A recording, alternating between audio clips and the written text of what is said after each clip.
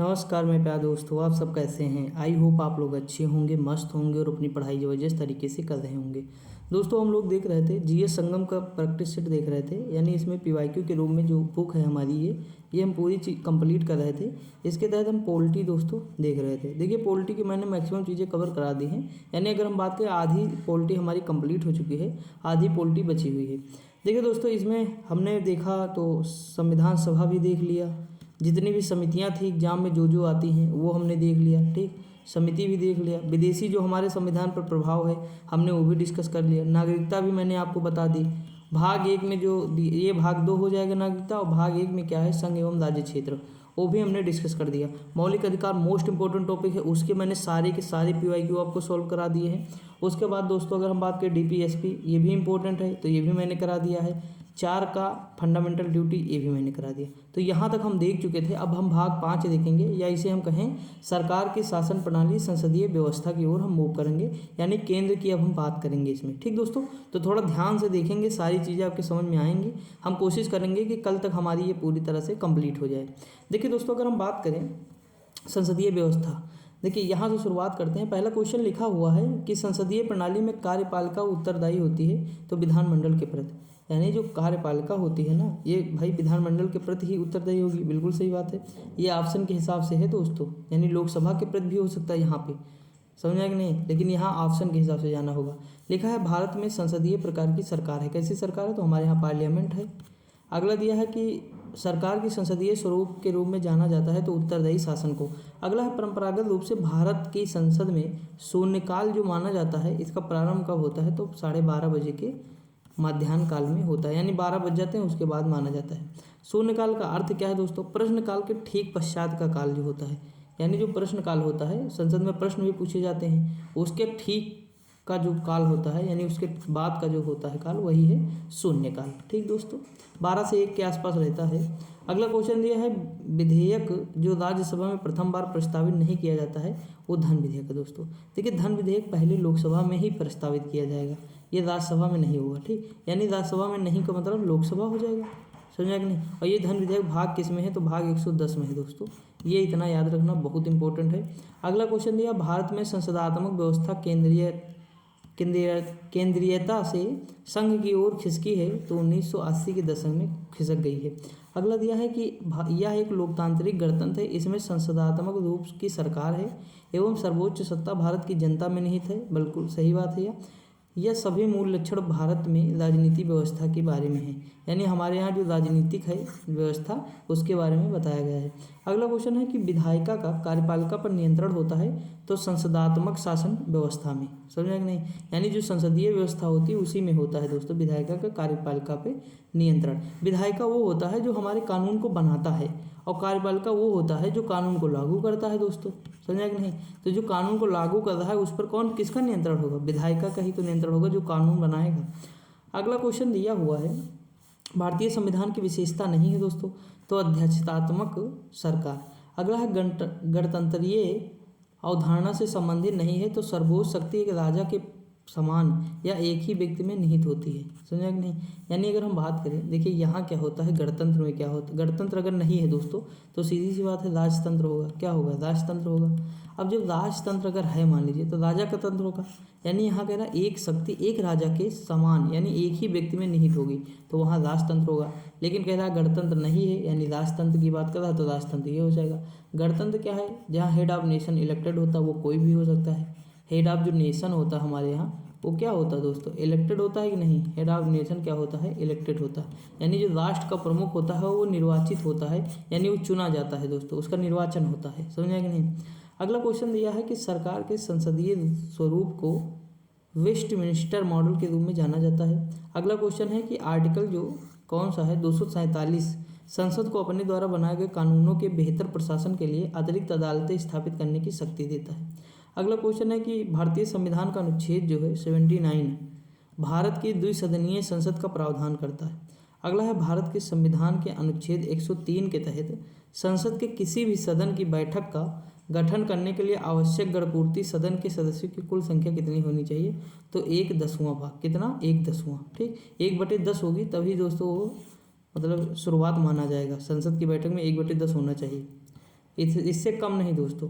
अगला क्वेश्चन, भारतीय संविधान के आर्टिकल कौन सा? आर्टिकल 84 के अनुसार कोई व्यक्ति संसद की किसी सीट को भरने के लिए चुने जाने के लिए तब तक अर्हित नहीं होगा जब तक कि वो भारत का नागरिक ना हो। अगला दिया है, जब तक नई संसद संपूर्ण वर्ष के लिए बजट पारित नहीं करती तब तक सरकार को प्रशासनिक खर्चे पूरे की अनुमति प्राप्त करने के लिए गणना के आधार पर मतदान दोस्तों, वोट ऑन अकाउंट, ये किया जाएगा। अगला क्वेश्चन है कि भारत सरकार द्वारा विकलांगता आधारित अधिनियम पारित किया गया, तो यह है 1995 का। एक चीज़ मेरे माइंड में आ गया है, मैं बता देता हूँ। सुबह वाली क्लास में जो आरआरबी एनटीपीसी के लिए मैंने कराई थी उसमें मैंने ये चीज़ डिस्कस की थी, यहाँ भी कर देता हूँ क्योंकि ये पॉलिटी की क्लास है तो करना जरूरी है। देखिए दोस्तों, एक आप सुने होंगे अधिनियम, क्या सुने होंगे? अधिनियम। और एक सुने होंगे नीति, इसका इंग्लिश होता है पॉलिसी। क्या होती है? पॉलिसी मेकर कहते हैं ना, पॉलिसी मेकर जो नीति बनाने वाला है। अधिनियम जो एक्ट होता है हमारा कानून होता है दोस्तों। देखिए, अगर सरकार है, जैसे मान लीजिए कोई भी सरकार है केंद्र में इस समय, अगर केंद्र में कोई सरकार है दोस्तों, तो वो पॉलिसी अगर बना रही है, ठीक, तो दूसरी सरकार आए तो पॉलिसी को बदल भी सकती है। समझ में आ गया? बात को समझिएगा कि अगर मतलब पॉलिसी एक ऐसी है कि सरकार बदलने पर बदल जाएगी। पॉलिसी जो होती है सरकार बदलने पर बदल जाएगी, जैसे स्टार्टअप नीति है, शिक्षा नीति है, ऐसे बहुत सारी नीतियां हैं, तो सरकार बदलने पर ये बदल सकती हैं। लेकिन कानून बदलेगा तो कानून बहुत मुश्किल है दोस्तों, कानून नहीं बदलता है। समझा कि नहीं? तो ये दोनों में अंतर है कि नीति क्या होती है, पॉलिसी बदलने पर बदल, मतलब सरकार बदलेगी तो पॉलिसी बदल जाएगी। लेकिन जो हमारे कानून है, जैसे वन्य जीव संरक्षण अधिनियम 1972 का है, इंदिरा गांधी जी के समय का है, लेकिन क्या बदली? नहीं बदली दोस्तों, अभी तक नहीं बदला। देखिए, कुछ चीज़ें हो सकता है हट जाएँ जो समाज के लिए अच्छी ना हो, ठीक, वो हटा सकते हैं, वो अलग बात है। लेकिन वैसे बहुत मुश्किल होता है कि हम किसी कानून को हटाएं, जैसे दहेज प्रथा, ये देखे होंगे, नागरिकता अधिनियम, तो बहुत सारी चीज़ें आप समझ रहे होंगे। ये चीज़ आई होप समझ में आ गया होगा, ये थोड़ा सा याद रखिएगा। उपभोक्ता संरक्षण अधिनियम 1986 का है, पर्यावरण संरक्षण अधिनियम 1986 का है, ठीक, वन्य जीव संरक्षण अधिनियम 1972 का है, जल संरक्षण अधिनियम 1974 का है, ठीक, वन संरक्षण अधिनियम 1980 का है, और क्या है दोस्तों? वायु संरक्षण अधिनियम 1981 का है। कब का है? 1981 का। तो ये सब मैक्सिमम याद होने चाहिए। इसकी ट्रिक मैंने मॉर्निंग वाली वीडियो में बताई थी, जो आरआरबी एनटीपीसी था, उसमें पर्यावरण से संबंधित जितने भी चीज़ें थी वो मैंने कवर कराई। दोस्तों देखिए, अगर आप रेलवे देना चाहते हैं, ठीक, तो जरूर बुक जरूर देखिए, वो वाली कोई भी मतलब देख सकता है, कोई दिक्कत नहीं। आगे अगर हम बात करें दोस्तों, यहाँ पे देखिएगा, अगर बात करें, देखिए यहाँ लिखा है सभापति इस पद पर निर्वाचित किए जाने की तारीख जिस लोकसभा में उसका निर्वाचन किया गया हो से लेकर उसके भंग होने के बाद नई लोकसभा की प्रथम बैठक के ठीक पहले इस पर आसीन रहता है, तो सभापति हो जाएगा। अगला है, भारत सरकार द्वारा राज्य पुनर्गठित अधिनियम पारित किया गया, तो 1956 में पारित किया गया। अगला क्वेश्चन है कि विधेयक सदन के समक्ष एक विधायी प्रस्ताव का एक मसौदा होता है, यानी विधेयक हो जाएगा। ये लिखा है कि हिंदू उत्तराधिकार अधिनियम 1956 के अनुसार बिना वसीयत मर जाने वाली हिंदू महिला की संपत्ति पर पहला अधिकार किसका है? उसके पति का है। अगला दिया है, संसद के विपक्ष के नेताओं के वेतन और भत्ते एक अधिनियम द्वारा तय किए जाते हैं, जिसे संसद द्वारा वर्ष 1977 में जो है पारित किया गया था। अगला क्वेश्चन है कि भारतीय संविधान के अनुसार संसद के सदस्यों के वेतन का निर्णय होता है, तो ये संसद हो जाएगा, ठीक दोस्तों। अगला है संघीय व्यवस्था की अगर हम बात करें दोस्तों, लिखा है भारत में सरकार के संघीय स्वरूप का परिणाम कहा जाता है, तो बहुस्तरीय सरकार, संघ, राज्य और स्थानीय शासन। अगला है राजनीतिक व्यवस्था का वह विधा जो अलग अलग राज्यों या अन्य व्यवस्थाओं को एक व्यापक राजनीति प्रणाली के भीतर एक तरह एकजुट करती है कि प्रत्येक को अपनी अखंडता बनाए रखने का प्रावधान मिलता है, वो संघवाद है। कौन सा है? संघवाद।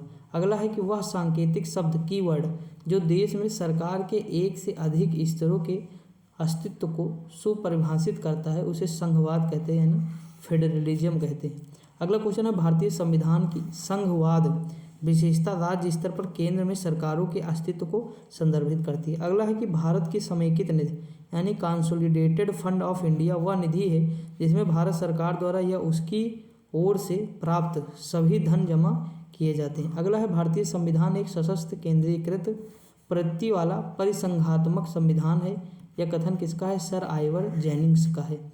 अगला क्वेश्चन, भारतीय संविधान अधिक कठोर तथा अधिक लचीले के मध्य एक अच्छा संतुलन स्थापित करता है, तो ये कौन है? केसी हेयर का है। किसका है? केसी हेयर का है।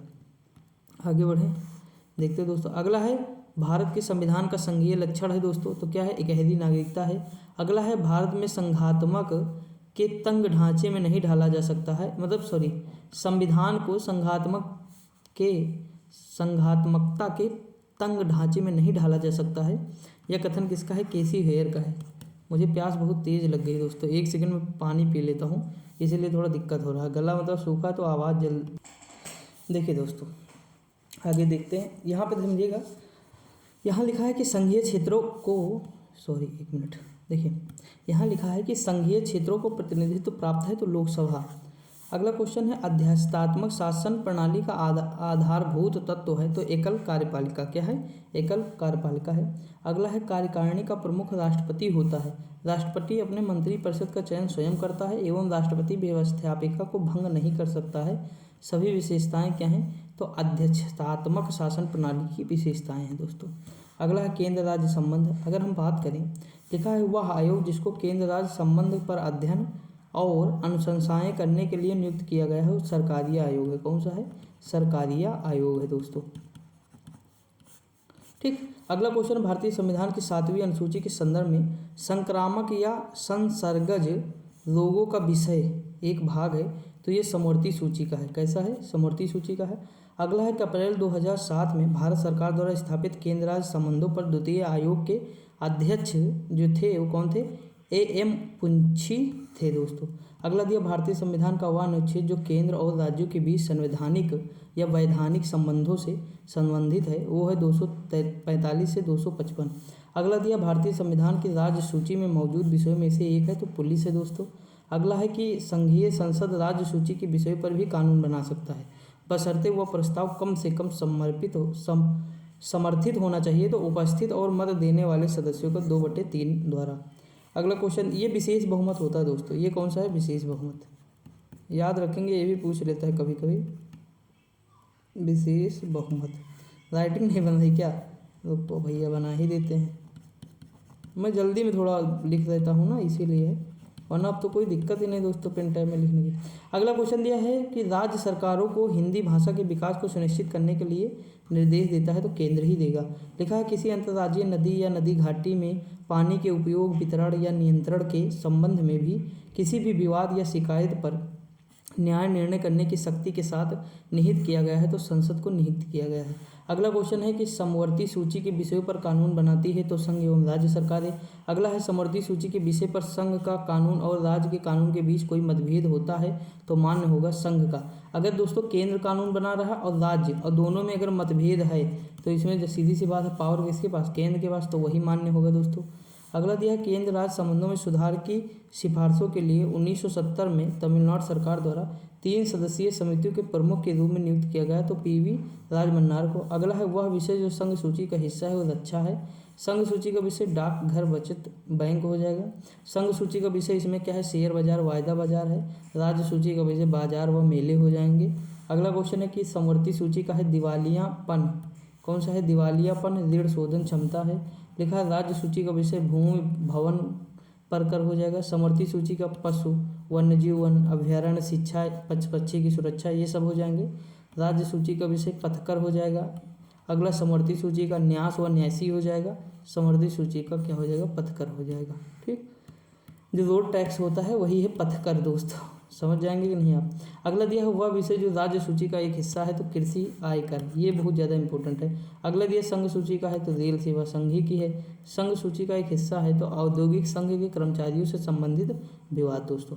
अगला, भारतीय संविधान की अनुसूची जिसमें संघ और राज्यों के बीच अधिकारों एवं कार्यों के आवंटन से संबंधित सूची दी गई है तो 7वीं अनुसूची हो जाएगी।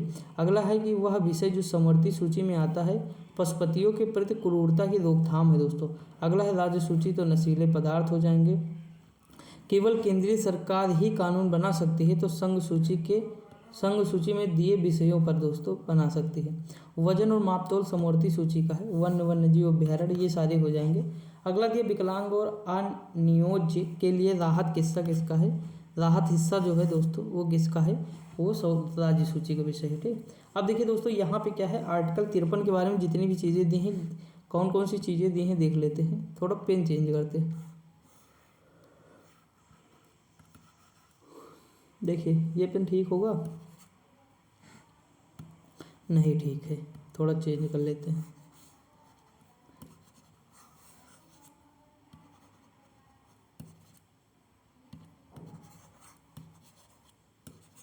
हाँ ये ठीक है दोस्तों, कोई दिक्कत देखिए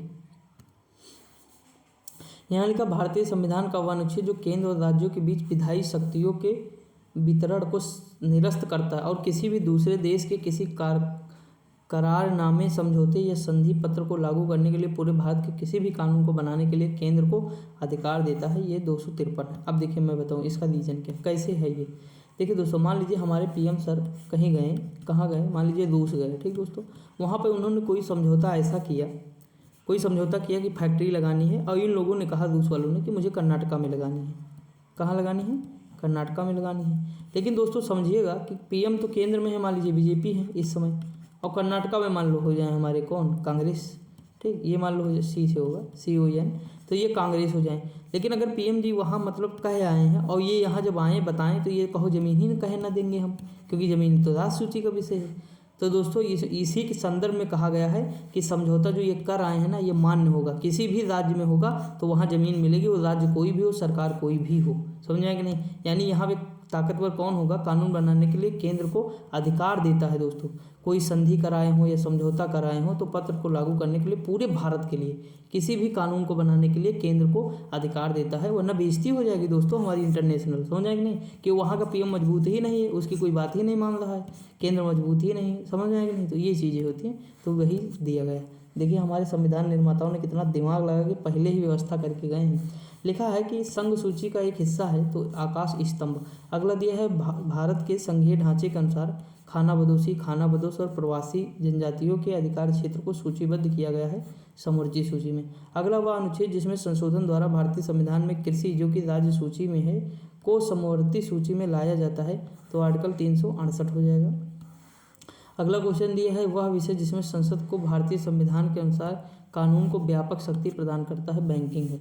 अगला है 2007 में पुंछी आयोग के गठन के पीछे मुख्य कार्यसूची एजेंडा था, तो केंद्र राज्य संबंध था। अगला एक नई अखिल भारतीय सेवा के सृजन हेतु संस्तुति करना अनन्य अधिकार है, तो राजभाषा का।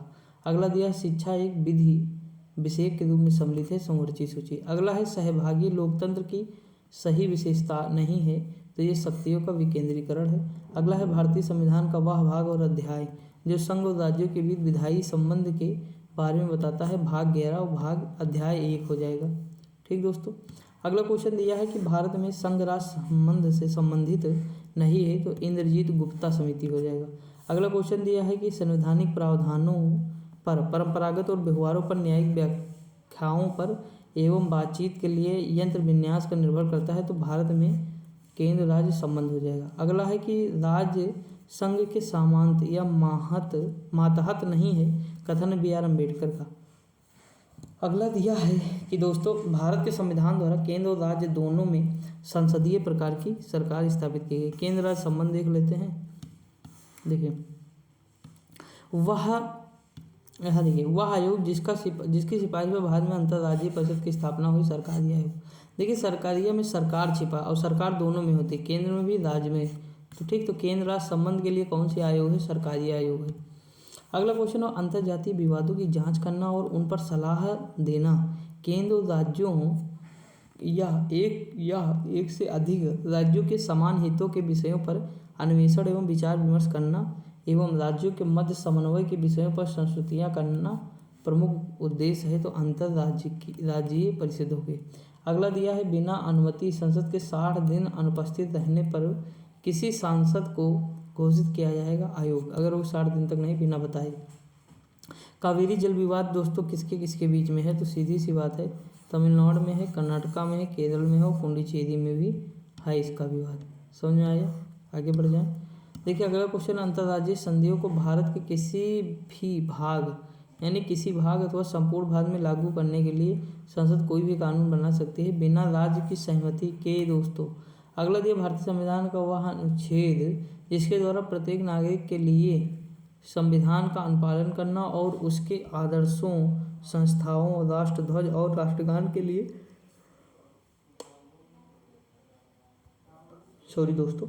राष्ट्रगान के लिए सम्मान प्रदर्शित करना एक जो है कर्तव्य घोषित करता है, तो आर्टिकल कौन सा है? 51 का। देखिए 55 में क्या दिया है? बाहरी आक्रमण व आंतरिक अशांति से सुरक्षा की रक्षा करना। अगला दिया आपातकाल के घोषणा के दौरान होने के दौरान, मतलब जो आपातकाल लागू हो जाएगा उसके दौरान लोकसभा के कार्यकाल को एक बार में 1 वर्ष के लिए बढ़ाया जा सकता है। अगला है धारा 19 के तहत गारंटीकृत सभी मौलिक अधिकार भारत के संविधान के आर्टिकल कौन सा 356 के तहत स्वचालित रूप से निलंबित हो जाता है दोस्तों। यही आगे अगला क्वेश्चन दिया हुआ है, कहाँ गया अगला क्वेश्चन दिया है भारतीय संविधान का आर्टिकल 356 किसके बारे में है, तो राज्यपाल की सिफारिश पर राज्य प्रशासन को नियंत्रण करने की शक्ति देता है, यानी राष्ट्रपति शासन की बात करता है।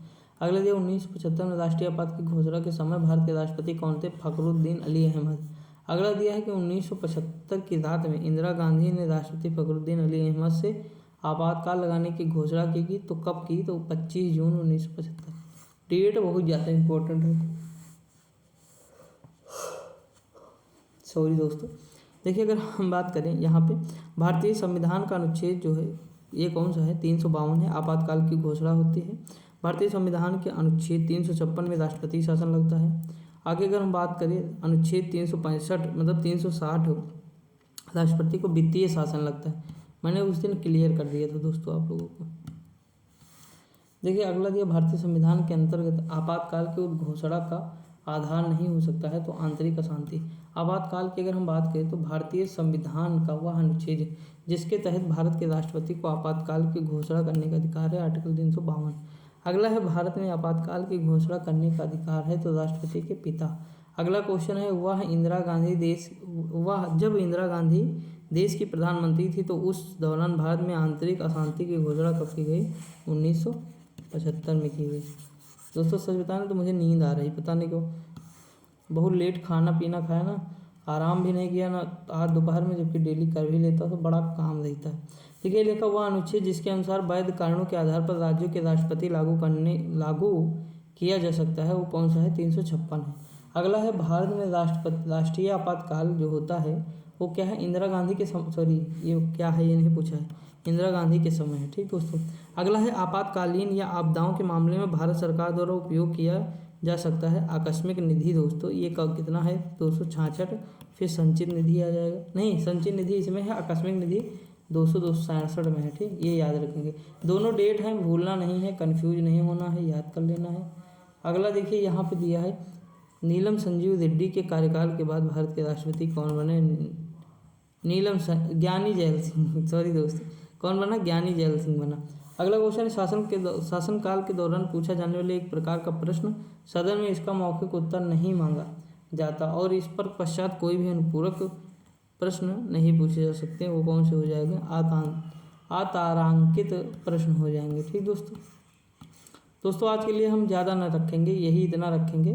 थोड़ा देख लीजिएगा, मुझे नींद बहुत तेज आ रही, ठीक, मैं बंद कर दे रहा हूँ। बाकी पढ़ते रहिए दोस्तों, मस्त रहिए, खुश रहिए, अपने आसपास की चीज़ों को देखिएगा दोस्तों। देखिए नींद में पढ़ाना कोई मतलब बहुत दिक्कत हो जाएगी फिर ना, तो मैं इसीलिए जो है इसे बंद कर दे रहा हूँ, तो थोड़ा मैनेज कर लीजिएगा। इतनी चीज़ें मैंने कवर करा दी हैं। देखिए बहुत थका हूँ, सच में बता रहा हूँ। आज मैं 3 किलोमीटर पैदल चल गया दोपहर में, मतलब 1 बजे से गया हूँ, 4 बजे वापस आया हूँ, वहाँ सामान थोड़ा लेना था तो बहुत ज़्यादा पैदल चल गया दोस्तों। ये सारी चीज़ें हैं, तो टेंशन ना लीजिए, मैं चीज़ें कवर करा दूंगा दोस्तों। थोड़ा सा मैनेज कर लीजिएगा, सपोर्ट कीजिएगा आप लोग। ऐसा नहीं कि मतलब गुस्सा ना हो जाना अगर क्लास नहीं इतनी करा हो ज़्यादा, लेकिन फिर भी मैनेज कर लीजिएगा, ठीक दोस्तों। तो पढ़ते रहिए, मस्त रहिए, खुश रहिए दोस्तों, और अपने आसपास सफाई रखिए, सभी का सम्मान करिए, ठीक। तो मिलते हैं अगली वीडियो में, तब तक के लिए जय हिंद।